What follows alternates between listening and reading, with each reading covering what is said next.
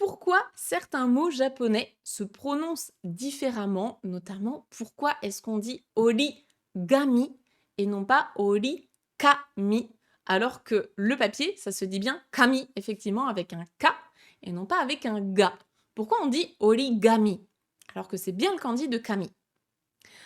Alors, justement, je trouve ça hyper intéressant parce que moi aussi, je me suis posé cette question lorsque j'ai découvert la langue japonaise. Je me suis dit: «Mais attends, kami, c'est le papier, origami, pourquoi il y a des tenten qui se sont rajoutés? Pourquoi la consonne, elle a changé?»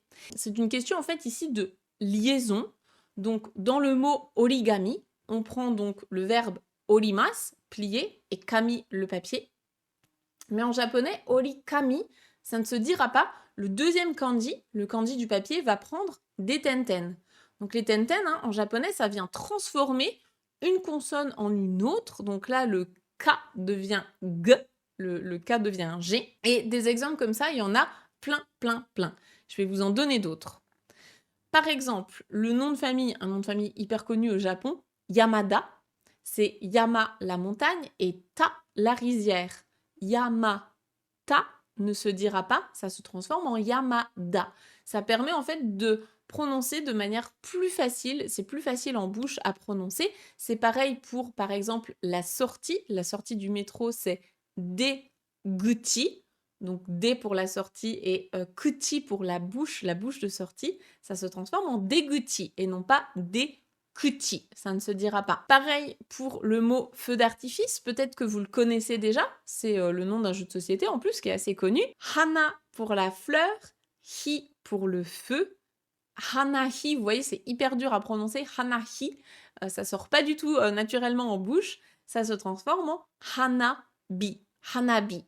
Donc le H en japonais, hein, il se transforme en B quand il prend des tenten. Un autre qui est extrêmement connu, c'est le volcan. Donc le volcan, c'est le feu, K, plus la montagne, San. Donc là, on est sur les lectures sino-japonaises, hein, les lectures on de ces kanji. K, San ne se dit pas, ça devient Kazan. Kazan pour le volcan. Et c'est pareil, dans à peu près tous les mots comme ça qui vont être composés de deux kanji, ça va être quasiment tout le temps le K. Je vous donne un petit dernier que vous pouvez connaître peut-être, les makizushi et les kaitenzushi. Les makizushi, hein, ce sont les sushis avec des petites algues en haut. On dit bien makizushi et non pas makisushi. Et c'est pareil pour les kaitenzushi, les restaurants de sushi, ce sera bien zu.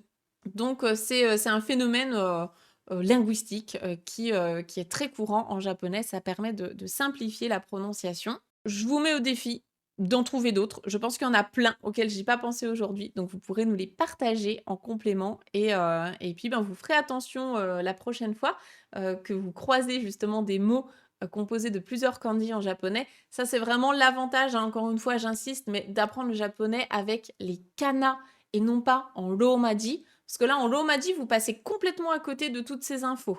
Alors que si vous connaissez les kana, vous pouvez voir, ah bah là, on a rajouté des tenten, ou un dakuten, hein, comme vous préférez.